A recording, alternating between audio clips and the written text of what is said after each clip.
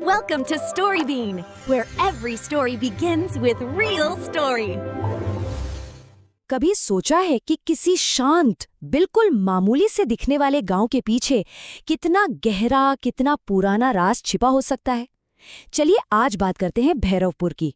एक ऐसा गांव जिसकी गलियां तो सुनसान हैं, लेकिन वहां खड़ी एक पुरानी हवेली, उसके पास से गुजरने की हिम्मत भी कोई नहीं करता। कहते हैं वहां अजीब अजीब आहटें सुनाई देती हैं, जैसे कोई अनदेखा साया आसपास ही घूम रहा हो। लेकिन भैरवपुर के लिए ना, ये सिर्फ एक कहानी नहीं थी, ये एक खौफनाक हकीकत थी जो उस हवेली की टूटी दीवारों से निकलकर पूरे गांव को अपनी चपेट में लेने वाली थी।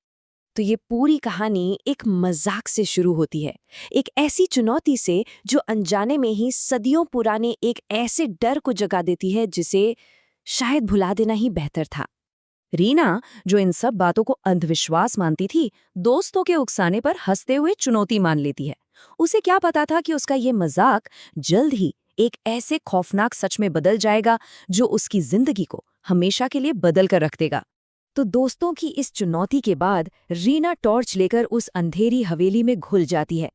उसे अंदाजा भी नहीं था कि ये कदम उसे एक ऐसे रहस्य की ओर ले जाएगा जहां से लौटना शायद नामुमकिन होगा। अंदर घुसते ही टॉर्च की रोशनी टूटी दीवारों पर अजीब अजीब परछाइयां बना रही थीं। रीना को लगा शायद उसके दोस्त ही उसे डरा रहे हैं, लेकिन अगले ही पल उसने अपनी परछाई के साथ दीवार पर एक और साया हिलते हुए देखा, और फिर उसे कदमों की वो आहट सुनाई दी जो धीरे धीरे उसी की तरफ बढ़ रही थी। रीना का ये अनुभव तो बस एक शुरुआत थी। हवेली से निकली वो आहट अब पूरे गांव को अपनी चपेट में लेने वाली थी, एक ऐसा साया बनकर जो हर किसी का पीछा करने वाला था। ये डर अब सिर्फ रीना तक नहीं रहा। गांव का नाई रघु, उसे एक रात एक सफेद साया दिखा जिसकी आंखें हरी चमक रही थीं।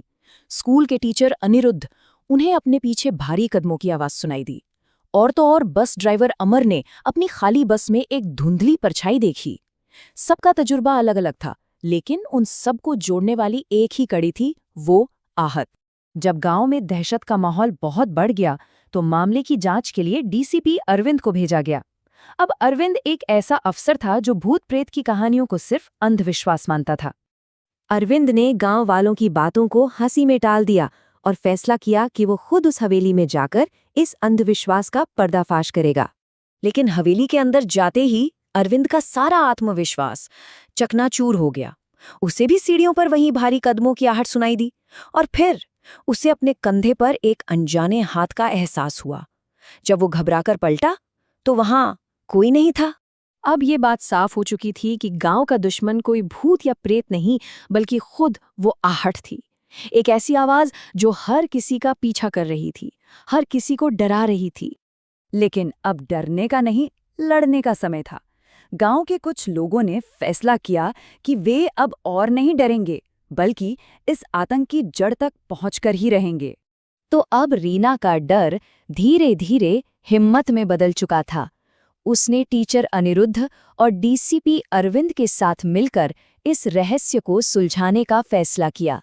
वे तीनों जानते थे कि इस आहट का राज हवेली के तहखाने में ही कहीं दफन है। उन्होंने हवेली के पीछे बने एक पुराने जंग लगे दरवाजे को खोला।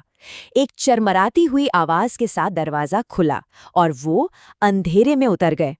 तहखाना बेहद ठंडा और सीलन से भरा हुआ था। तभी तहखाने के एक कोने से एक सफेद धुंधला साया उनकी ओर बढ़ने लगा। वही जानी पहचानी आहट सबके कानों में गूंजी, लेकिन इस बार वो एक आवाज में बदल चुकी थी। उस साये ने अपना राज बताया। वो ललिता थी, इस हवेली की मालकिन, जिसे आज से 100 साल पहले उसके ही पति ने दौलत के लालच में जिंदा दफना दिया था। उसकी चीखें और कदमों की आवाज ही वो आहट थी जो आज भी इंसाफ मांग रही थी। तहखाने की दीवार पर खून से लिखा था, मेरा श्राप अनंत है, जो सच जान लेगा वो भी इस आहट से कभी बच नहीं पाएगा। ये साफ था कि यह श्राप कितना गहरा और खतरनाक था। सच तो सामने आ गया था, लेकिन श्राप अब भी जिंदा था। सवाल ये था कि क्या इस अंतहीन आतंक को खत्म करने का कोई रास्ता है, या फिर भैरवपुर हमेशा के लिए इस आहट के साये में जीने को मजबूर रहेगा।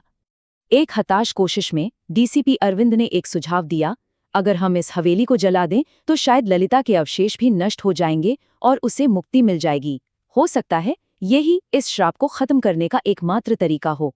सबने मिलकर उस मनहूस हवेली को आग के हवाले कर दिया और उस रात सालों बाद भैरवपुर की गलियों में खामोशी थी। लोगों को लगा कि ये बुरा सपना आखिरकार खत्म हो गया है। लेकिन कुछ कहानियों का अंत नहीं होता, वे बस एक नए और ज्यादा खौफनाक मोड़ का इंतजार करती हैं। हवेली जलकर राख हो चुकी थी। ललिता का राज दुनिया के सामने आ चुका था। लेकिन क्या आग की लपटें एक सदियों पुराने श्राप को मिटा सकती हैं? क्या आहट सच में खत्म हो चुकी थी? कुछ दिनों बाद जब रीना अपने कमरे में अकेली थी, उसे फिर से वही आवाज सुनाई दी, धीरे धीरे कदमों की आहट। हवेली जल चुकी थी, लेकिन आहट अब भी जिंदा थी, और इस बार वो रीना के और भी ज्यादा करीब थी। तो ये कहानी हमें बताती है कि कुछ आवाजें कभी पीछा नहीं छोड़ती। वो एक अनदेखे साए की तरह बस हमारे साथ चलती हैं और सही मौके का इंतजार करती हैं, जब हम अकेले हों और वो फिर से सुनाई दे सकें। Thanks for watching Storybean. See you in the next stories.